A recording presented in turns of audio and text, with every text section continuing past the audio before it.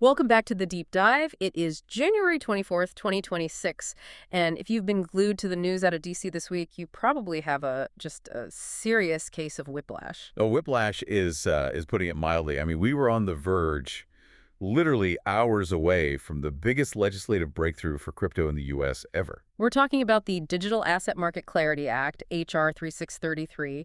It was all teed up, ready to go in the Senate Banking Committee on January 15th. It looked like a done deal. It really did. This was supposed to be the moment we finally got clear rules, no more guessing games. And instead of a victory lap, we got, what, a car crash? A pileup, maybe? A pileup is a much better description. Because right at the finish line, the industry itself, we're talking heavyweights like Coinbase, Brian Armstrong, they pulled the emergency brake. They just walked away from the table, so the bill stalled, it's in limbo. But here's the thing. Usually when a bill dies in Congress, it's kind of boring. This time the explosion, it revealed everything. It absolutely did. It exposed the massive fault lines between, the big banks and the crypto exchanges. It gave us this kind of golden list of assets that are probably safe no matter what. And it highlighted a huge sort of quiet shift at the Department of Justice that I think most people are completely missing. Exactly. So that's our mission for this deep dive. We're going to unpack the lane system this bill was trying to create. We're going to get into why Coinbase blew the whole thing up. And we have to talk about that golden list, the specific tokens that kind of got a massive hidden vote of confidence. And the DOJ. We absolutely have to talk about the DOJ because while Congress is busy arguing, the Justice Department basically just ended the war on code. It's a fascinating trade-off, isn't it? Legislation stalls, but prosecution stops. So let's get into it. Start us off with the act itself. Before it all fell apart, what was the core problem it was trying to fix? I mean, the core problem is the turf war. It's the ambiguity. For years, we've been stuck in this loop where the SEC basically thinks every token is a security. Right, which means endless registration, disclosures, just heavy oversight. And the industry argues, no, these are commodities. They're like digital oil. They should be regulated by the CFTC. The SEC is the cop pulling you over for speeding, and the CFTC is more like the traffic engineer making sure the highway doesn't collapse. Very different vibes. That's a great analogy. So the Clarity Act tries to settle this. It introduces what they call a lane system, just draws a line in the sand. If you're raising money to build something, you're in an investment contract. You're in the SEC lane. You're the SEC lane. But the magic happens when a token graduates to the other lane. Okay, so when does it stop being a security and start being a commodity? Well, the bill creates this category, digital commodities. If a project can prove it's decentralized, it graduates. It moves from the SEC's control over to the CFTC. And this is where that term mature blockchain system comes in. I thought this was so interesting because it finally puts hard numbers on decentralization. It's not just a feeling anymore. Exactly. It's a metric. The bill defines a mature blockchain as a network where no single person, no founder, no VC controls more than 20% of the voting power or the token supply. 20%, that's the magic number. It is. If you're below that and your network actually works, you're not a security, you're a commodity. And obviously, under that definition, Bitcoin and Ethereum are. They're slam dunks. The legislation even says so. But for the listener holding a bag of altcoins, that certification process sounds incredibly slow. Oh, it would be. Bureaucracy. You'd have to petition, show your data, wait for approval. But, and this is the key part for anyone watching their portfolio right now, there's a loophole. I do love a good legislative loophole. It's a fast-track clause in the latest Senate draft. It says that if a token was the main asset of an ETF listed on a national exchange by January 1st, 2026, it is automatically classified as a commodity. So it's legalese for welcome to the commodity club. You get to skip the line. You skip the line. The thinking is if the SEC already allowed an ETF for it on the NYSE or NASDAQ, the market must be mature enough. This is huge because we all saw that flood of ETF approvals late last year. So let's name names. Who actually made this so-called golden list? It's a pretty exclusive club. Obviously BTC and ETH. But because of those late 2025 ETFs, the list also includes XRP, Solana, Litecoin, Hedera, Dogecoin, and Chainlink. Wait, hold on. Dogecoin? Yep. Dogecoin has a listed ETF. Under the text of this bill, the meme coin becomes a federally recognized digital commodity. That is just, it's wild. A joke currency becoming a recognized commodity because of an ETF. And Hedera and Chainlink, too. Both had products listed just before the cutoff. So if I'm listening to this and I hold SOL or Link or even DOGE, this bill's draft is a massive signal. It says these assets are different from the thousands of others. It absolutely does. Yeah. It cements their status. If the bill passes, they're safe. If it fails, they still have the argument that this was Congress's intent. It's a very strong position to be in. Which makes the next part so confusing. You've got this golden list, a clear path for Bitcoin and Ether. So why on earth did the industry turn against it? Why did Coinbase walk away 48 hours before the vote? That is the plot twist. On January 14th, Brian Armstrong, CEO of Coinbase, just sends out this tweet storm.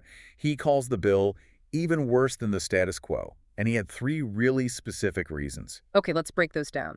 This is where the real fight is, right? It's not about clarity, it's about business models. First grievance was tokenized equities. Right. This is the dream of putting the stock market on the blockchain. Trading Apple stock or Treasury bonds, 247, instant settlement. A $1 trillion market. But the bill effectively bans this. It creates a de facto ban, yes. It forces these assets to be traded only on places like NASDAQ or the NYSE. It basically blocks crypto exchanges like Coinbase from listing them unless they become a fully regulated stock exchange, which is a huge, almost impossible task. So it walls off the new tech from the crypto natives and just hands it to the old guard. Sure, you can have tokenized stocks, but only if the NYSE runs it. That's the argument. Now, the skeptics might say Armstrong is also playing defense. There are competitors, like a company called Securitize, who are already licensed for this, so he might be protecting his own turf. A little bit of protecting innovation, a little bit of protecting my future revenue. In Washington, D.C., it's almost always both. Okay, but the biggest fight, the one with the real money on the line right now, that was about stablecoins. This is what you call the yield war. This is the single biggest point of friction between crypto and Wall Street. Yeah. The bill had a provision in it that restricts stablecoins, like USDC or PayPal stablecoin, from paying passive yield to holders. Break that down. So right now, if I hold USDC on certain platforms, I might get, say, 5% APY. The bill makes that illegal. It would essentially ban the issuers or exchanges from passing that interest on to you. And if you want to know why, you just have to look at the lobbying disclosures. The American Bankers Association spent over $2 million targeting this one issue. Because they're terrified of what people call the vampire attack. It's just simple math. If you can hold a stablecoin in a digital wallet and get 5% APY, basically risk-free, or you put your money in a bank savings account and get 0.01%, what do? The money leaves the bank. It goes straight to the stablecoin. And banks run on deposits. They see high-yield stablecoins as an existential threat to their entire model, so they lobby like crazy to kill the yield. But for Coinbase, this is a disaster. I'm looking at their Q3 2025 earnings. $355 million in stablecoin revenue. Exactly. A huge part of their business is sharing that yield.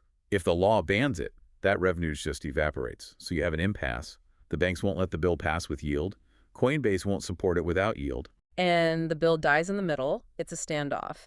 And that doesn't even touch on the third issue, which was about DeFi and privacy. Which is, you could argue, the most ideological point. The bill had language that basically treated software developers like they were financial institutions. The code is a bank problem. Right.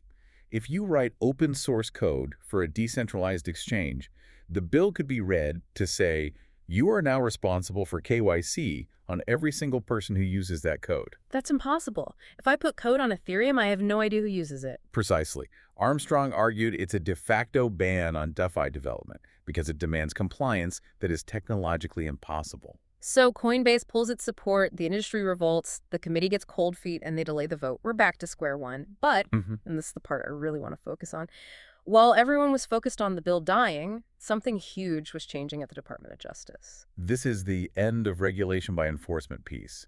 And honestly, for the average builder or project founder listening, this might be more important than the Clarity Act failing. We have a memo here from the Deputy Attorney General's office. The subject line is literally, ending regulation by prosecution. It's from last April, but its impact is really hitting now. It's a complete 180 on policy. You remember the last few years, the DOJ was aggressive. They were going after crypto projects for technical violations, like failing to register as a money transmitter. The code is crime era. You didn't even have to steal money. You just had to launch a token the wrong way and you could go to jail. That's over. This memo officially ends that. It directs federal prosecutors not to charge regulatory violations unless there's actual fraud, theft, or terrorism involved. It says right here, the Department of Justice is not a digital assets regulator. That is the money shot. That is the key sentence. They are admitting it's not their job to create law through indictments. That has to come from Congress. And they're actually restructuring. They're disbanding the NCET, the National Cryptocurrency Enforcement Team. Yeah, that team was the boogeyman for the industry for years. Their resources are being moved to immigration and procurement fraud. So play this out for me. The Clarity Act failed. We don't have the rules. But if I launch a new token tomorrow and I don't register it with the SEC, am I going to jail? Under this new guidance, it's extremely unlikely, as long as you aren't lying to people. The memo draws a very bright line. Focus on actual victimization. Rug pulls, hacks, terrorist financing. A really bad stuff. If you run a Ponzi, they're coming for you. If you launder for a cartel, they're coming. But that existential dread that you could be arrested just for innovating in a gray area, that's gone. That is a huge weight off the industry. But where do we go from here? We have a friendly DOJ, but a stalled Congress. Well, you have to look at the theory from David Sachs, the White House crypto czar. He thinks this whole yield war thing is temporary. He's predicting a merger. A merger of what? Banks and crypto? Exactly. He believes that once a bill like this eventually passes, the banks won't just compete with crypto, they'll absorb it. They will become the primary issuers of stablecoins. Huh. That makes sense. Right now, Jamie Dimon hates stablecoins because Circle issues them. But if he can issue JP Morgan coin, all of a sudden he's a huge fan. That's the theory. Once banks are the issuers, they want the yield. Sachs's argument is that the industry just needs to get the bill passed to open that door, and then the banks will flood in. So right now we're in this awkward phase where banks are trying to kneecap the crypto natives just to buy themselves time to catch up. That is the cynical but probably accurate take on it. So what's the timeline? The banking committee vote is delayed? Is the bill dead? Not dead, but definitely in the ICU. The thing to watch is the Senate Agriculture Committee. They control the CFTC part of the bill, the part that makes BTC and ETH commodities. They have a markup schedule for January 27th. That's just a few days from now. It is. They might try to push their piece forward alone, but the political clock is ticking. You've got the 2026 midterms coming up fast. And the potential for a blue wave. Exactly. If the Democrats sweep, the math changes completely. There's immense pressure to get something done before November. If they don't, we could be starting from scratch in 2027. And then there's this ethics issue that keeps popping up. The red line from Senator Warren. Yeah, this is the partisan poison pill. Senator Warren and other Democrats are demanding strict ethics provisions to stop government officials from profiting from assets they regulate. And let's be blunt, they're hinting directly at the Trump family and their crypto projects. Explicitly. The sources mention World Liberty Financial, a project linked to the family. Democrats are saying you can't have a president's family launching tokens while that same president is signing laws that deregulate those very tokens. And the Republican argument is that this isn't an ethics bill, it's a market structure bill. And you get another deadlock. Yeah. It's hard to see a path forward until that's resolved. It is never simple. Okay, so let's wrap this up. We've covered the lane system, the golden list, the yield war, the DOJ. If you're a listener trying to make sense of this, what are the big takeaways? Takeaway number one, look at that ETF list. If you hold XRP, Solana, Litecoin, Hedera, Doge, or Lane, you're in a very strong position. The fast track concept is out there now, and the market knows it. So a signal of safety. A huge signal of safety. Second, if you're a builder, you can breathe a little easier. The DOJ memo means the U.S. is still a safe place to write code as long as you're not a fraudster. The threat of prison for just a regulatory misstep is basically gone for now. But the official rules, the Clarity Act itself, that's stuck in this yield war. That's right. It's a battle between Coinbase, who wants to protect yield and DeFi, and the banks, who want to protect their deposits.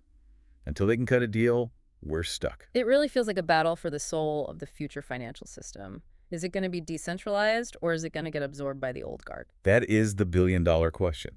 And this delay is a double-edged sword. On one hand, maybe it stops a bad law from passing.